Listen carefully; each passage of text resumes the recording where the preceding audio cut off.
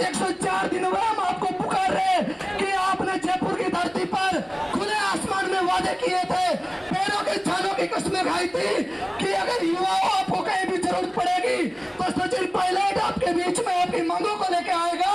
लेकिन वो युवा, वो जयपुर में रहने वाले तमाम युवा शक्ति, प्रदेश के कोने कोने में तैयारी करने वाले वो तमाम युवा आज एसआई भर्ती और आरपीएससी को भंग कराने को लेकर इस जयपुर की शहीद स्मारक पर, इस धरना स्थल पर आज आरपीएससी को भंग कराने को लेकर एक दिन नहीं, 4 दिन नहीं, पायलट साहब 104 दिन से यहाँ पर दिन और रात पे बैठे। ये जो अपनी स्क्रीन पर आपने दो तस्वीरें देखी है, दोनों ही प्रदेश की राजधानी जयपुर की है और बिल्कुल अगल बगल की, मान के चलिए कि अगल बगल की ये दोनों तस्वीरें।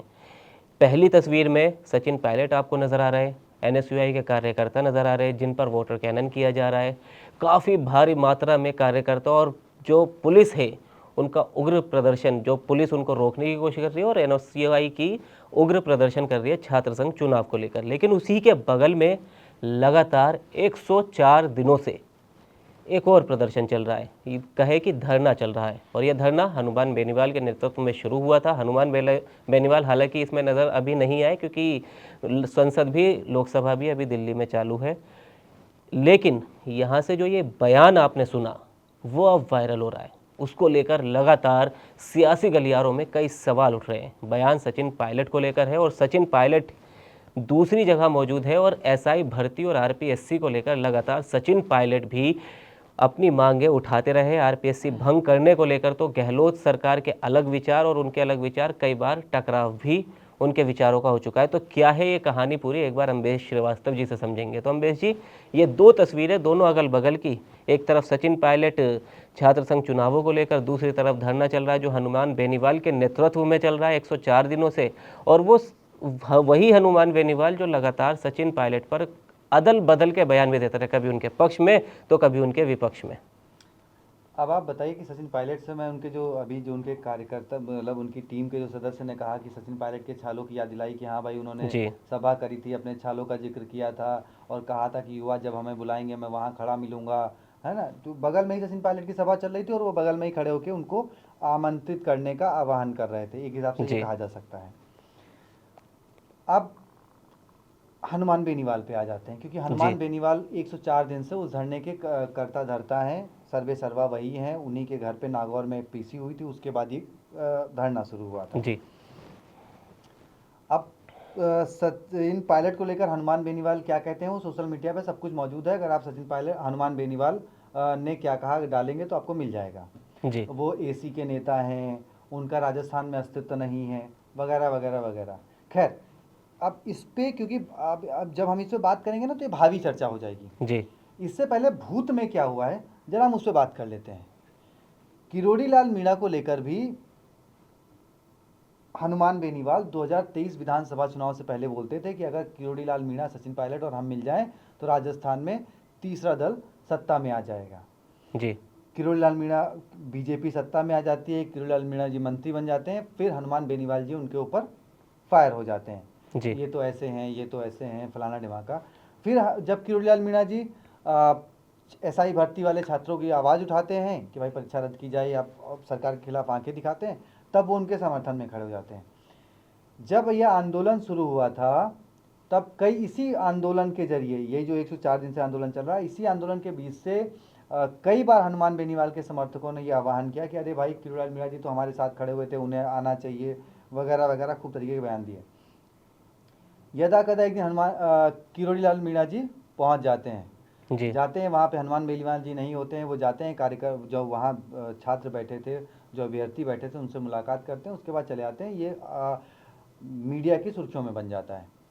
हनुमान बेनीवाल जी 2 दिन बाद, 3 दिन बाद बयान देते हैं कि क्या हमने उनको बुलाया था क्या किरोड़ी लाल मीणा जी को जी जी जी इस सभा में, क्यों आए वो हमारा, जब उन्हें लगा कि हाँ हाई कोर्ट से वो होने वाला तो हमारे बयान, हमारी सभा को, हमारे आंदोलन को कैप्चर करने आ गए।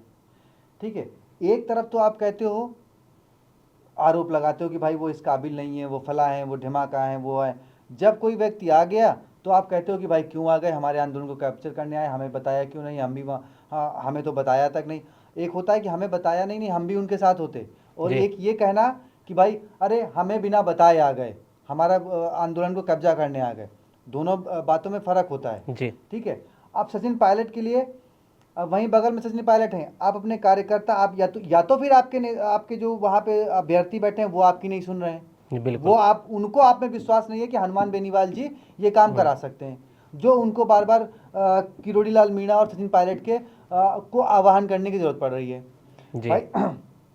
इसमें देखिए जो हनुमान बेनीवाल के समर्थक हैं वो बिल्कुल बुरा ना माने, या फिर बुरा माने तो फिर वो उनकी अपनी राय है, लेकिन वो भी अगर बैठ के सोच के देखें कि अगर आप अपनी सियासत कर रहे हैं तो आपको बार बार सचिन पायलट और किरोड़ी लाल मीणा पर निशाना साधने की जरूरत क्यों पड़ रही है, ठीक है। और अगर जरूरत पड़ ही रही है तो फिर आप निशाना साधना छोड़ दीजिए।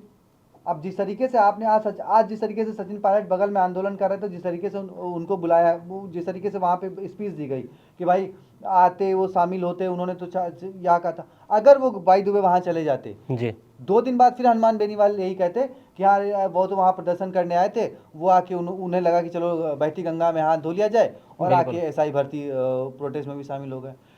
तो या तो हनुमान बेनीवाल ये बात कहें कि भाई अगर सचिन पायलट सभा में आएंगे तो वो इस तरीके का कोई बयान नहीं देंगे जी। क्योंकि वो कहते हैं ना, दूध का जला छाछ को फूक फूक के पीता है। किरोड़ी लाल मीणा जी ने जाके देख लिया कि वो शामिल हुए, जब तक नहीं शामिल हो रहे थे आप उनको निशाने पर ले रहे थे, शामिल हो गए उसके बाद भी आप उनको निशाने पर ले रहे, मतलब चिट भी मेरी पट भी मेरी, हनुमान बेनीवाल के साथ यही चल रहा है। जी बिल्कुल।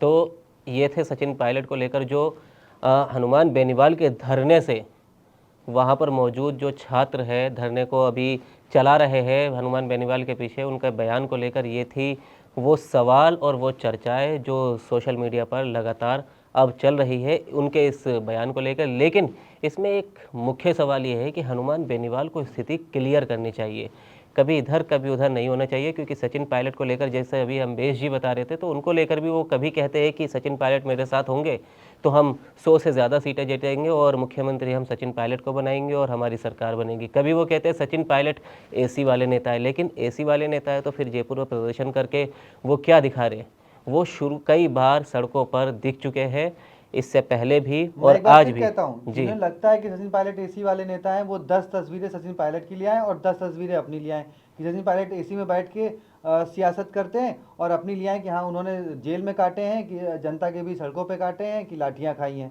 10-10 तस्वीरें ले आए। मैं कहता 10-10 नहीं 5-5 तस्वीरें ला के दिखा दें कि कौन एसी वाला नेता है। चलिए खैर, अब ये लेकिन हनुमान बेनीवाल को स्थिति साफ करने की यहाँ ज़रूरत है कि वो सचिन पायलट या किरोड़ी लाल मीणा जैसे नेताओं को अपने धरने में चाहते हैं या नहीं चाहते। तो फिलहाल आज के इस वीडियो में इतना ही, लेकिन इसको लेकर और राजस्थान के तमाम मुद्दों को लेकर क्या कुछ आगे देखने को मिलेगा वो हम आपको बताते रहेंगे सिर्फ TV9 राजस्थान पर। शुक्रिया।